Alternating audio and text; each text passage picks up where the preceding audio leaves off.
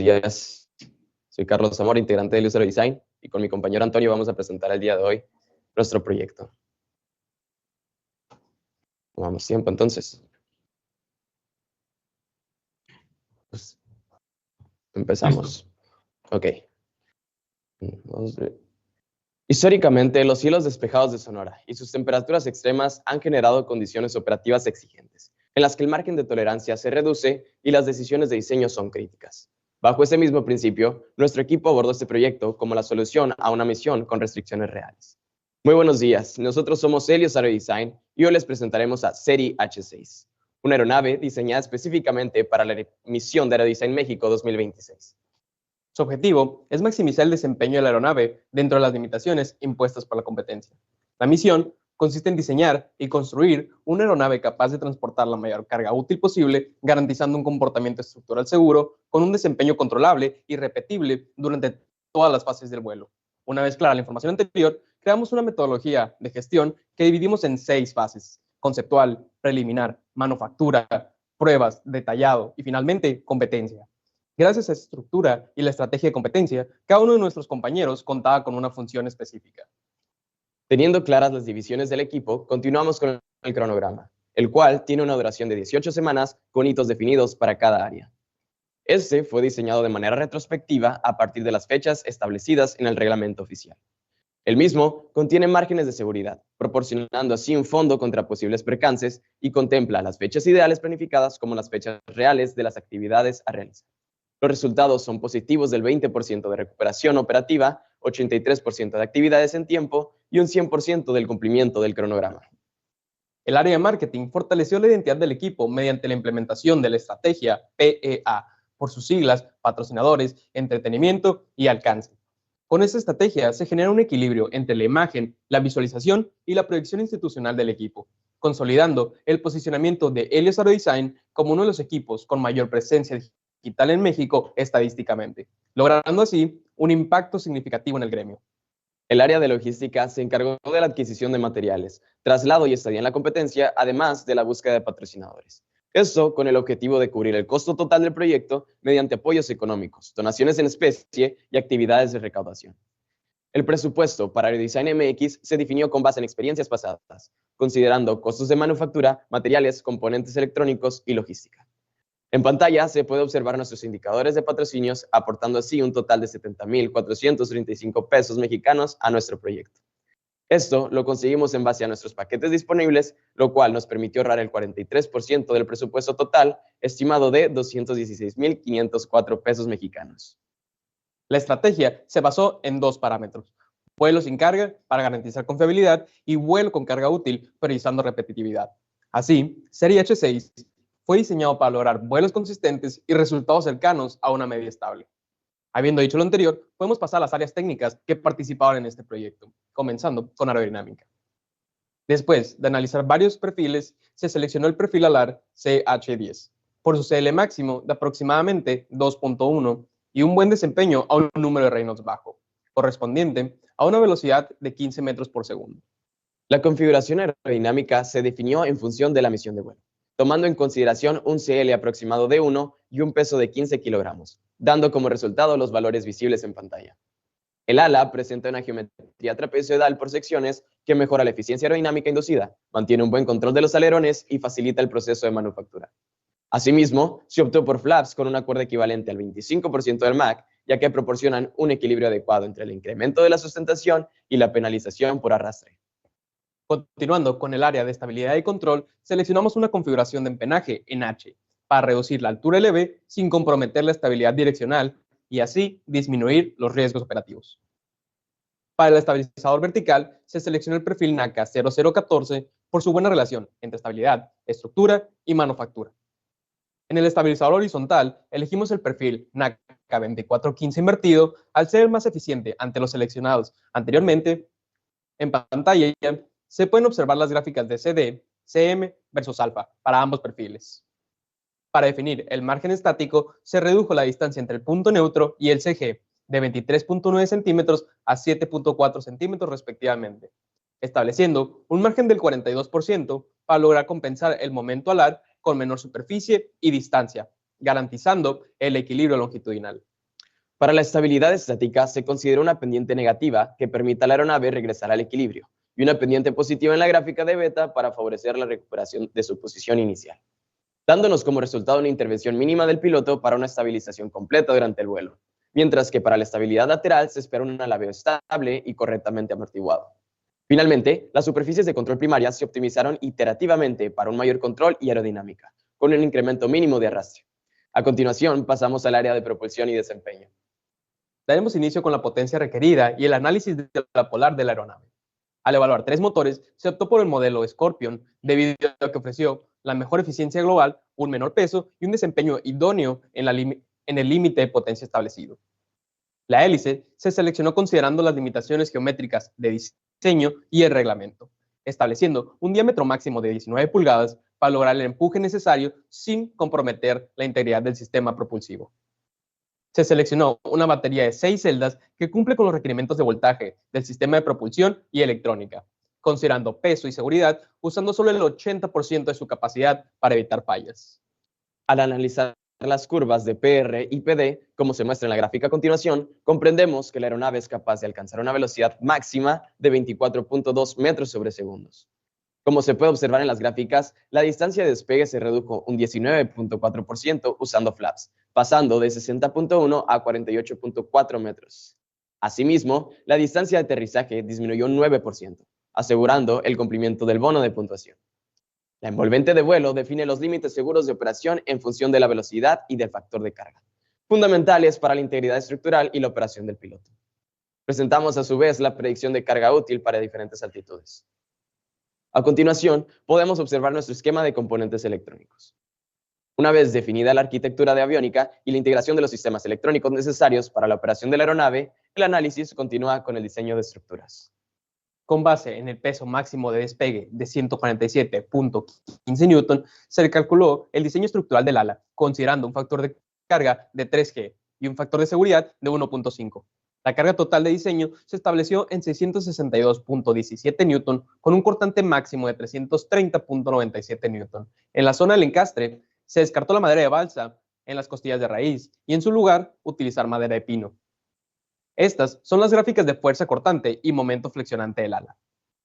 El fuselaje fue diseñado para soportar 49.05 newtons de empuje y cargas de 2G, con una selección híbrida de materiales que refuerzan zonas críticas como motor, boom y tren de aterrizaje.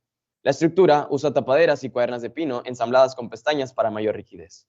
La transición fuselaje-empenaje emplea una viga cuadrada de fibra de carbono para su alta rigidez torsional. El boom se fija con 3 cuadernas y refuerzos laterales para reducir vibraciones, evitar interferencias con los flaps y asegurar mínima deflexión del empenaje. El EH incorpora una viga principal de fibra de carbono que transfiere los momentos al fuselaje, mientras que las uniones EH y EB usan costillas de pino que permiten un ensamblaje atornillado seguro sin aplastamiento. A continuación, podemos observar las gráficas de fuerza cortante y momento flexionante del empenaje. Se eligió un tren de aterrizaje triciclo para un peso máximo de 15 kilogramos, con distribución de carga estática de 9.85% en el tren de nariz y 90.15% en el tren principal. Una vez validado el diseño estructural de la aeronave, el proyecto avanza a la fase de manufactura. En manufactura establecimos 4 turnos balanceados y usamos manuales digitales y capacitaciones para estandarizar procesos y reducir así trabajos. Usamos corte láser y CNC para asegurar precisión del CAD a la fabricación, y jigs en el ala, empenaje, fuselaje y superficies de control para mantener alineación y reducir errores. Incorporamos una D-Box de balsa de 1 milímetro para aumentar la rigidez torsional sin añadir peso. Uniones con resina epóxica para asegurar la integridad estructural y perforamos el boom con taladro de banco para una alineación precisa.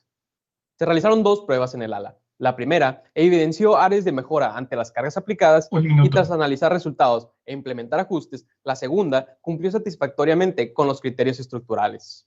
Asimismo, se realizaron 6 pruebas de vuelo en las que reubicamos el CG, corregimos la deflexión del boom y recibimos retroalimentación por parte del piloto. El resultado es una aeronave estructuralmente eficiente y confiable, capaz de soportar cargas significativas sin comprometer su integridad, garantizando un comportamiento estable, controlable y repetible durante todas las fases de vuelo. El proyecto Serie H6 integra las lecciones aprendidas para optimizar el desempeño estructural y operativo, garantizando una destacada participación y un alto nivel en la competencia Aerodesign MX 2026. Agradecemos al jurado su atención y quedamos atentos a sus preguntas. Perfecto, chicos. 9 minutos con 43 segundos. Perfecto. Vamos a comenzar con la sesión de preguntas y respuestas. Por favor, recuerden que para esta parte hay que abrir cámara y decir el nombre de la persona que responde, por favor. Igual vamos a comenzar con mi compañero Eric Maravillas, por favor. Claro que sí. Muchas gracias, chicos, con su presentación y también su participación. La verdad es que creo que sí, verlos presentando marca esta diferencia pues de los equipos, ¿no? El crecimiento que van teniendo, la manera en cómo ya presentan, el tipo de contenido y el control que tienen de la información y de la presentación. Quiero que sepan que ya están como en ese rango de equipos, al menos en cuanto a contenido de su presentación y cómo llevaron la información. En eso sí, felicidades en el control de la voz, en el volumen y también la cadencia, ¿no? Entendí pues muy bien lo que dijeron y no tuve dudas, al menos en cuanto a dicción. Pero vámonos con eléctrico, que fue en lo que los evalué. Sus servos, chicos, si pudieran explicarme un poquito el factor de seguridad que están manejando en ellos, cómo es que lo calcularon, qué consideraciones utilizaron para ello. Por favor. Bueno, A ¿se me ver, escucha? así es. ¿Qué tal? Le voy a ceder la palabra a mi compañero Pablo Grijalva. Bien, entonces muchas gracias.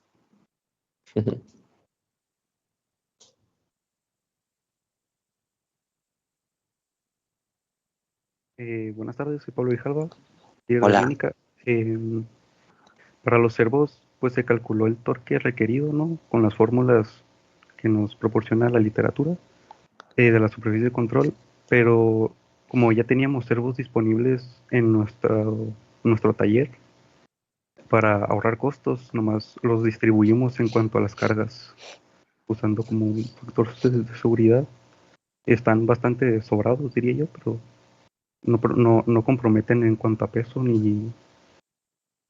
y, y pues ya los teníamos ahí. ¿Recuerdas el par que tienen estos servos que están reutilizando? Como el par. Sí, el momento, el torque, pues. Ah, sí. En los flaps son 11 kilos por centímetro. Alerones 22. Timones 11. Y elevador 32. Ahí Ok. tren 22. Ok, si no mal, ahí corríjame si estoy bien o no. Alcancé a leer que tenían un sistema de telemetría. Eh, Aquí no lo veo. ¿Está en algún otro lado? ¿Cómo es que lo integraron? ¿Pueden contarme un poquito más al respecto de ese sistema? Pues, pues ahí se ve el receptor, pero la telemetría que nosotros usamos es un módulo GPS que lo usamos solamente en pruebas de vuelo, ya que nos proporciona altitud y velocidad respecto a la Tierra. Solo se usan Ok, pruebas de vuelo. ok, bien, entonces, que digo ahí, también dicho sea de paso, felicidades que lograron volar. Vi su video, sus videos, entonces bien hecho allí. Eh, La batería, la autonomía que calcularon, ¿me pueden repetir de cuánto es el tiempo? Para seleccionar la batería, creo que era a 3.9 minutos, teniendo en cuenta que los 850 watts van a ser en todo el vuelo. Eh, Se usó esa batería, no es la ideal que queríamos, pero por temas de proporcionalidad comercial Ok. es la que se terminó usando. ¿Cuál es la que querían? La Heinz 3700 miliamperios o la Spectrum. ¿Y por qué? Pues la Spectrum es mucho más ligera y nos proporciona casi la misma autonomía, pero pues ya no la venden y la Heinz también pues tiene menor amperaje y pues nos da casi la misma autonomía. Ok, ahorita ¿cuántos vuelos entonces estarían pensando que les puede dar esta batería que consiguieron? 2. Ok, bien, dos. Un poquito para la selección de la hélice, con eso terminaría mis preguntas. ¿En qué se basaron para poder elegir la hélice? Pues con el tema de que tenemos límite de altura, se, se tomó en cuenta el diámetro, maximizar el área del disco para maximizar el empuje. Y el paso se utilizó en base a la velocidad crucero que iba a tener el avión.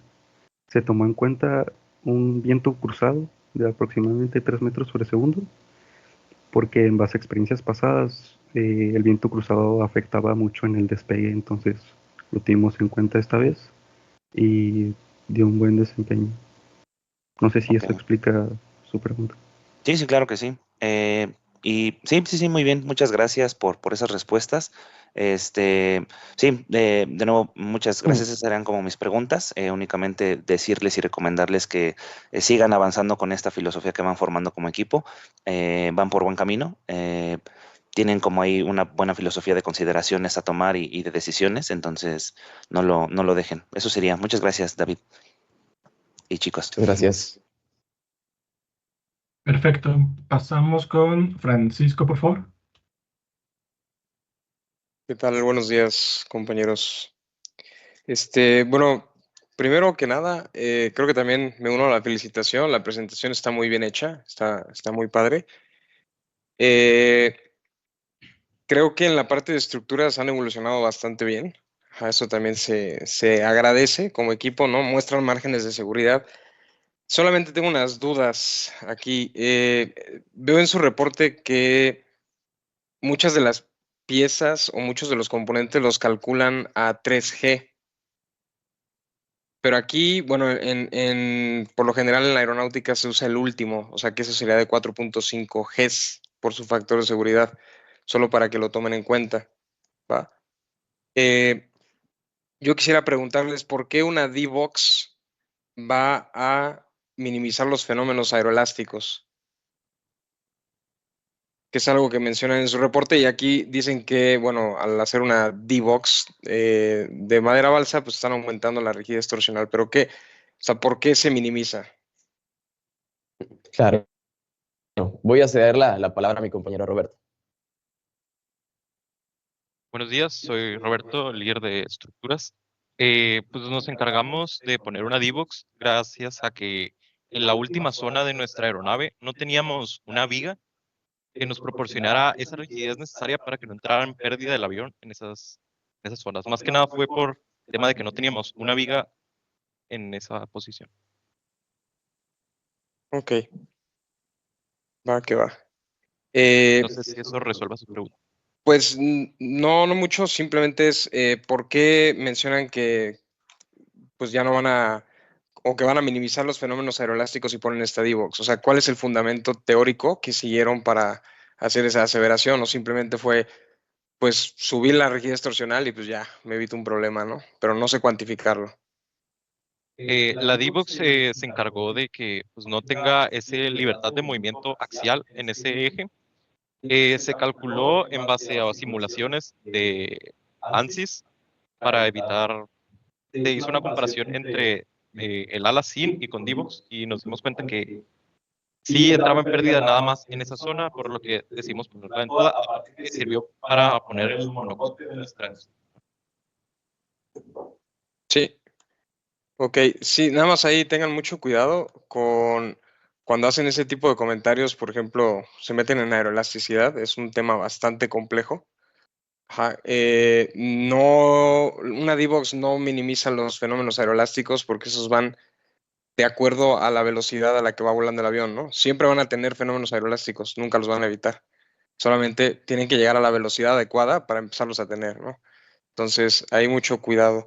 Ahora, en sus diagramas de distribución de carga del ala y bueno, del ala principalmente, no sé si los puedan poner. Tienen por ahí uno de cortante y uno de momento.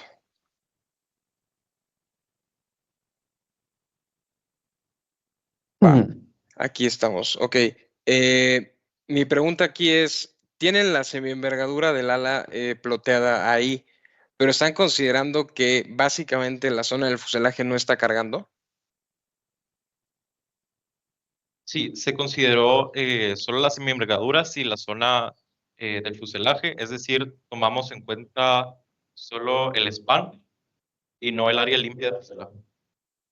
Ok, ahí también, de nuevo, mucho cuidado, porque la gráfica debe, o sea, si tú me muestras una gráfica con un 0, para mí es el eje de simetría del avión. Ajá. Entonces, están mostrando la semienvergadura del ala limpia. Entonces, tendrían que recorrer su gráfica un poquito para tomar en cuenta que la sección del fuselaje no está cargando, y eso les va a dar un momento flector un poquito más alto en el empotre, porque están desplazando la carga hacia la punta. Eso viene explicado en el método de Schrenk, ¿no? Es un método muy viejo, pero sigue siendo muy utilizado. Échenle un ojo. O sea, no está mal, nada más siendo más realista sería desplazar esa carga. Y ahora, solo tengo 2 comentarios más rápidos. ¿Cuánta carga le pusieron a su prueba física en el ala? Al ala se le puso una carga de 3,5 kilos. ¿Cuánto, perdón? A la prueba física se le puso en la primera que se ve a la izquierda de 8 Ok. y al otro, a la de en medio, de 7. 7. Ok. Bueno, aquí el punto de las pruebas físicas siempre es llegar a nuestra carga última, ¿va? Entonces, si ustedes me están diciendo que carga 15 kilos y tiene un factor de 4.5, pues yo esperaría ver casi 20 y tantos kilos, ¿no? Aproximadamente por semienvergadura en una prueba física. Ese es el chiste de la prueba física, llegar casi al punto de fractura o demostrar que mi factor de carga máximo en mi envolvente de vuelo pues sigue siendo estáticamente, sigue estando bien, ¿no?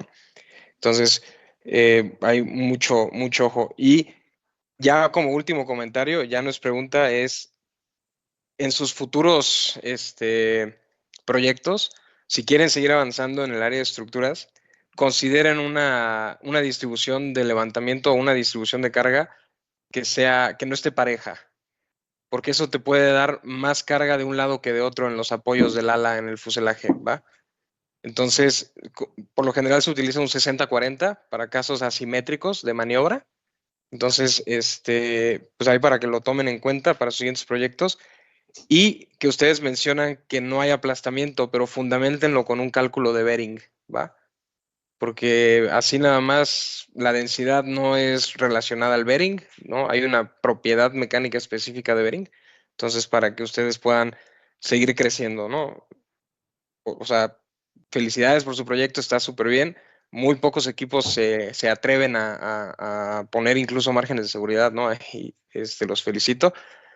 Pero sí, el reto sigue y pues hay que seguir adelante, ¿no? En este proceso, ¿va? Muchas gracias. Muchas gracias. Continuamos con Edgar Cisneros, por favor. Sí. ¿Qué onda, chicos? Buen día. Pregunta, ¿te puedes pasar tantito a la parte de la selección de motor?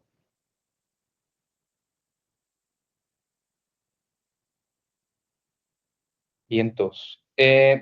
Pregunta, ¿cuál es el fundamento teórico que los llevó a considerar esas 3 opciones que están mostrando ahorita?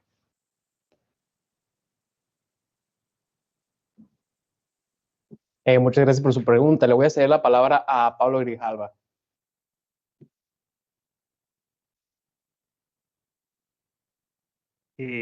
Pues más que nada, como las restricciones a 850 watts, revisamos las tablas de motores que los proporciona los, los proveedores. Para darnos una idea, usamos el software, bueno, la página eCalc, meramente como guía para ver cómo se comportaba y, y así darnos una idea de cómo se comportaría en base a las tablas y el calc. No sé si eso responde a su pregunta. Ok, me da la sensación de que están dependiendo demasiado de una herramienta como es eCalc, ¿ok? Es útil, no niego su utilidad. Sin embargo, esa herramienta tiene un sustento teórico, ¿ok? Ese sustento es el que necesito que ustedes entiendan para poder llevar a cabo la selección de un motor ideal, que quizá no exista de manera comercial, pero que les va a dar una referencia de hacia qué lado van a mirar para seleccionar un motor, ¿de acuerdo?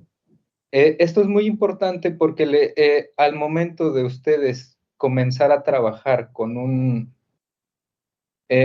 base de datos, quizá están teniendo puntos ciegos.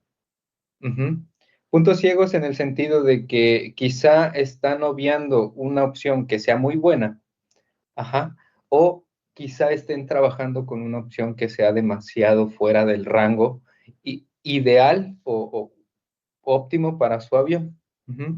Es muy importante que empiecen a trabajar esto, porque la pregunta siempre es ¿cuánto, no? ¿Qué es lo mejor para mi avión?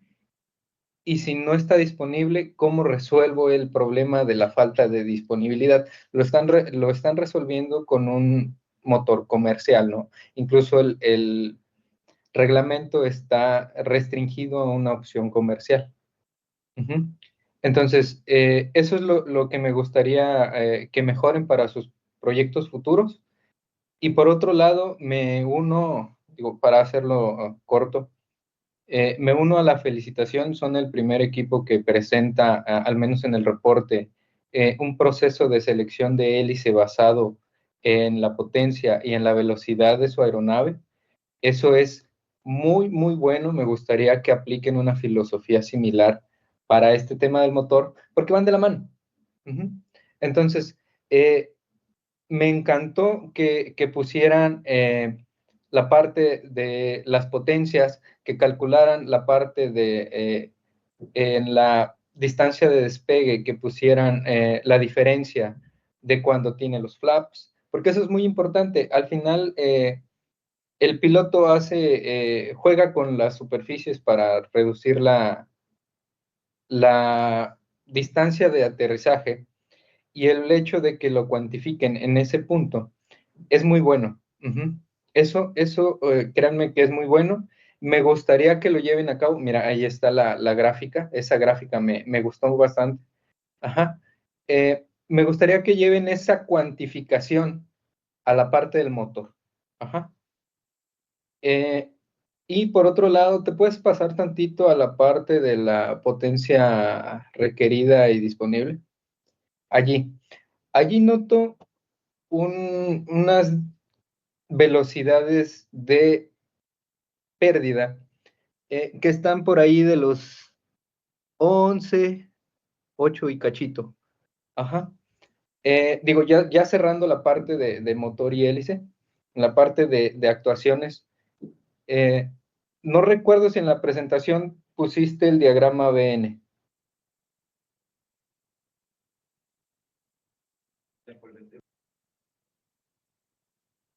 Ahí está. Aquí noto que la velocidad de stall está por encima de los 15 metros por segundo, por allí de los 18. ¿Cómo lo identifico? Con la línea horizontal del 1, ¿ok? Entonces, si se dan cuenta, hay una discrepancia entre los 8 a 11 metros que me están reportando en un sitio contra los casi 20 que alcanzo a identificar en esta gráfica, ¿no?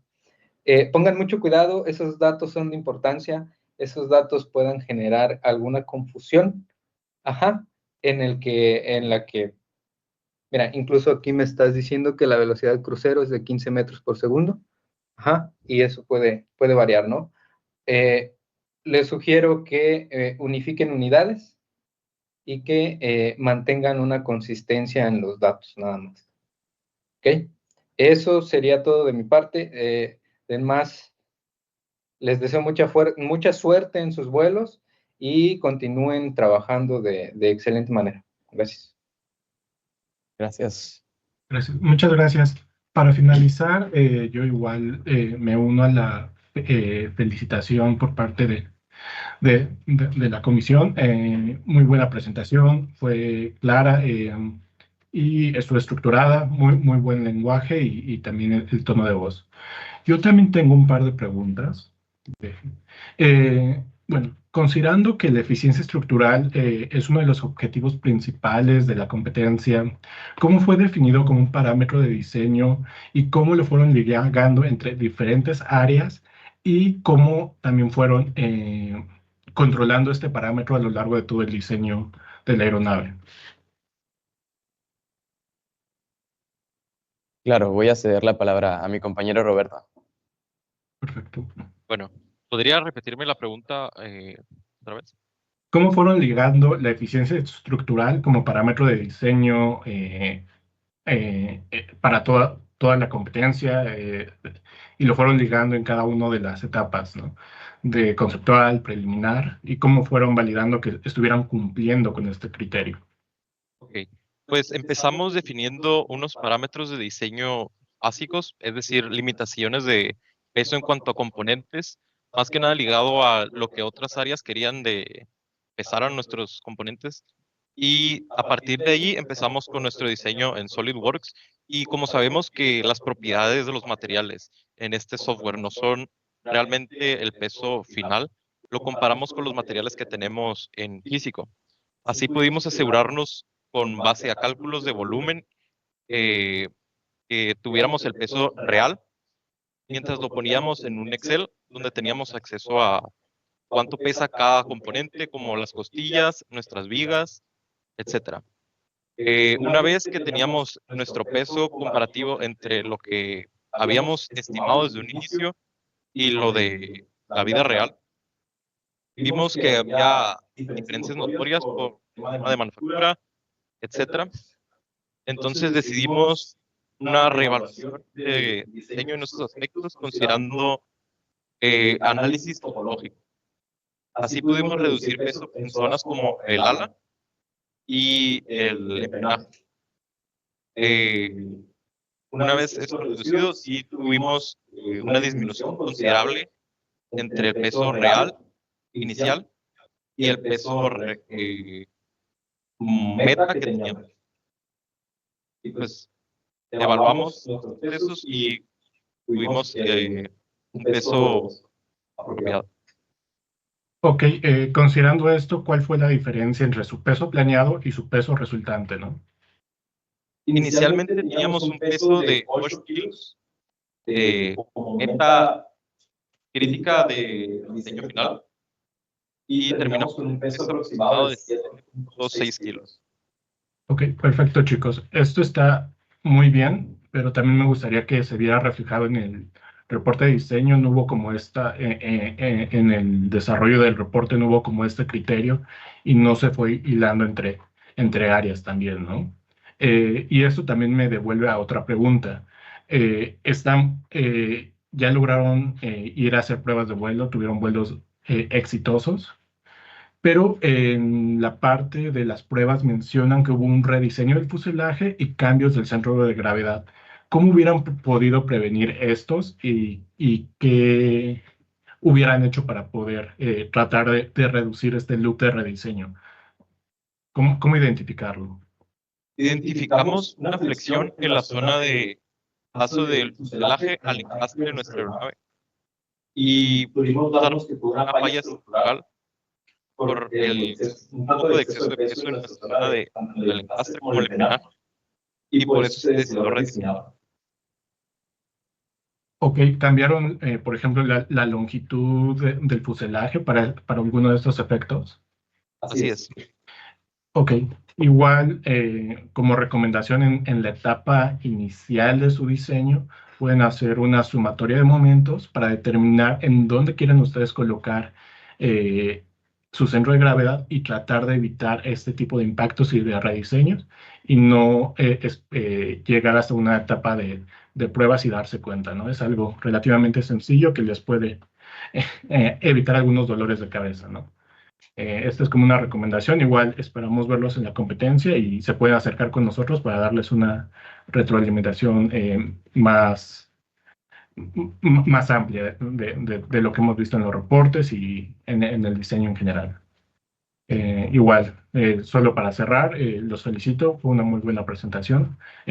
Cubrieron un gran campo de todos los tópicos a evaluar y pues felicidades y esperamos verlos en los vuelos. Muchas gracias, chicos. Muchas gracias, muchas gracias.